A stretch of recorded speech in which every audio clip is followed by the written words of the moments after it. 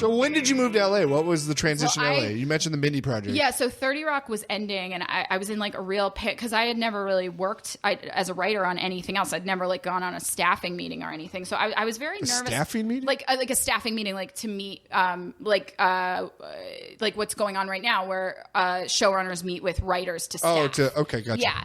So I at the end of 30 Rock, I was like really in a panic about like having another job right away, which I think I was just like very sad that like that show was ending or something. And so, but you had to be a hot commodity, right? But I don't know if I knew that necessarily either, because I'd never been on another. So I think I was really kind of in a panic that I was like, I have to keep working. I want another job. But yeah, then I kind of realized I was like, oh, you could have like taken time off. Like people would have hired you. Yeah. It's fine. But I got an offer where that guy, Jack Burdett, who wrote on 30 Rock, was going back to LA, and he had an offer to write on the Mindy Project. And Mindy was at a point in their season, they did like 26 their first season. And so they'd done the first like 9 or something. And I think they were just so like kind of depleted, and they had a really small room that Jack was on the phone with her and was like, Tracey really liked your pilot and she's a good writer. And Mindy's like, okay, tell her she can come too. Oh, I literally didn't meet her or interview her or anything. And he was like, really? And she's like, yeah, that's fine. And so I think she knew I'd written an episode of 30 Rock called Queen of Jordan. That was like a spoof of Real Housewives. And she had liked it and like once tweeted at me about it. So I don't know if she like remembered that or just was desperate and was kind of like, yeah, bring your daughter or whatever you say. So I, after 30 Rock ended, like 2 weeks later, I moved out to LA. So did they fly you out then? No, I flew myself. Oh, they weren't like trying to woo you, like we'll bring you up, we'll put you up. No, I booked a JetBlue flight. I flew myself. When did you meet your husband? In New York or in LA? At the Mindy Project. Oh, yeah. Okay. So actually, like the day after I flew. Oh, really? Yeah. So I like on the first or the second day, actually, he was like not there the first day. I met him and we worked together just for the end of that first season. And then he had written on Community for a while and then left and then went back to Community. Oh, nice. Yeah. That makes it easier. I was just asking for logistics moving because that's always when people move with significant others. Yeah. I see. I don't have one, so I never. It doesn't work think of usually. Yeah, it's harder. Yeah. Interesting. I like that. So talk about great news. That's got to be a change of pace for you because you talked about how you didn't do any staffing meetings or anything like this. No. And you weren't really doing much production, but now this is a show you created. Yeah. You're in charge. Everybody's looking up to you. Right. What didn't you know that you know now? What did you learn? And like at 30 Rock, like I definitely I went to production meetings and I was on set, but it was a thing where it was like I think I was pretty young, so it was often like, okay, you go, but like send an adult with her, But right. Like on Mindy, it wasn't that. Like I was coming in as a higher level person already, so I did get to do a lot of that stuff, and the show was new. So I was, I would like get to pitch episodes sometimes and run the room sometimes and, supervise on set and give editing notes. And so I did do a lot of the jobs, but it wasn't official. It wasn't, and it wasn't my word wasn't like the final word. It's Mindy's show. So It was like, you're always guessing kind of what your boss wants, where like there is something a little bit, it's hard to run a show definitely, but there is something a little bit easier when you're in charge that like for better or worse, it's like you are the right answer. So like whatever you think like that, you just have to express to people. Right. And hopefully it's right, Right. So is there anything that you didn't know even from seeing all that? There was a ton of stuff I didn't know. Like things like I would be walking into a mix and be like, what's a mix?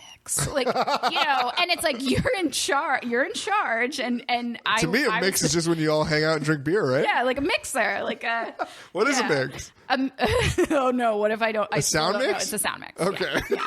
It's a sound mix. Or like play or tomorrow, is that good for playback? It's like, what's playback? Right. Or like, going through for music or you always have to be a politician and just like avoid the question, but give it like a generic answer. Like, yeah. We're going to do the mix. I'm on board with what he said. Yeah, I'll be there for the mix. There were a ton of things I didn't know about like specifically or like budget or like you have to do two, where it's like you're agreeing to all this shit when the pilot's getting picked up because you want the pilot to get picked up, where it's like, okay, we could do it, but you need 2 bottle episodes and we can only give you 1 hiatus week and you can never leave the lot. And I'm like, yeah, sounds good. And then once you're actually shooting, it's like, wait, we can never leave the lot? Wait, never?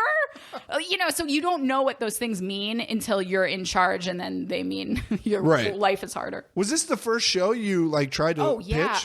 It was the first pilot I ever wrote. Oh, wow. Yeah, I wrote that spec for The Office. Right. And then I never wrote a pilot. Oh, that's amazing.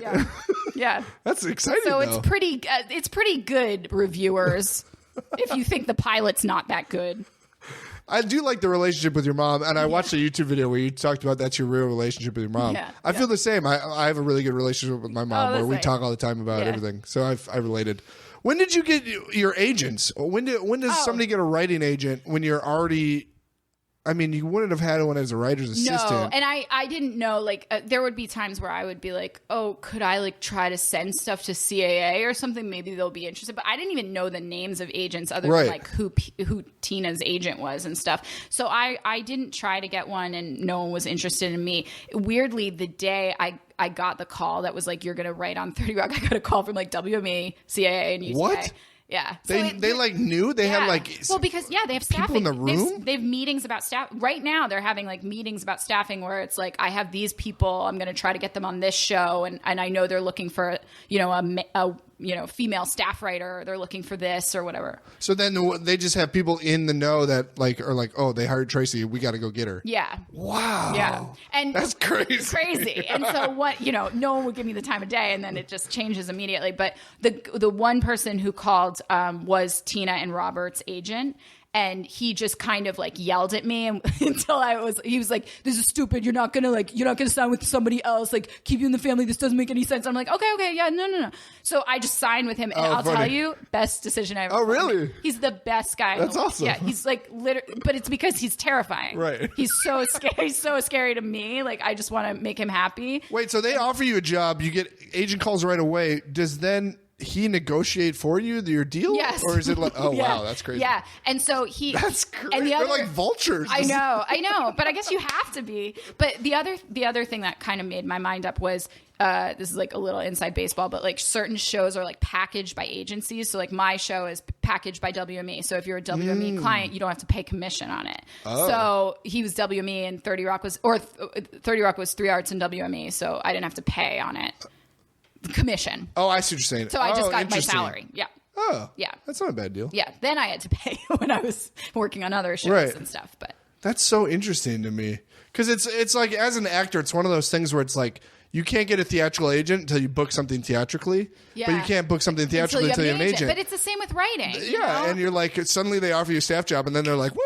Yeah, and so I got in this backdoor way, but I think that's so funny. How it happens. Oh yeah, writer's assistant is the key to becoming a writer. I think so. I don't know any other way you do. Like my husband got into it a different way unless you create a show and somehow get it on. Yeah, exactly. Like he had YouTube video. He was kind of like Lonely Island a little. Him and his brother and his friends had like YouTube videos that got like recognized a little by ABC, and ABC like gave them a deal when they were like in their early 20s, and so then they got an agent off of that, and then when the deal ended or whatever, they put him out for staffing. But you can get an agent different ways, but writer's assistant seems like the smart way. Yeah, because then you're like weaned into it a little bit. Yeah, and you know what a room is. You know?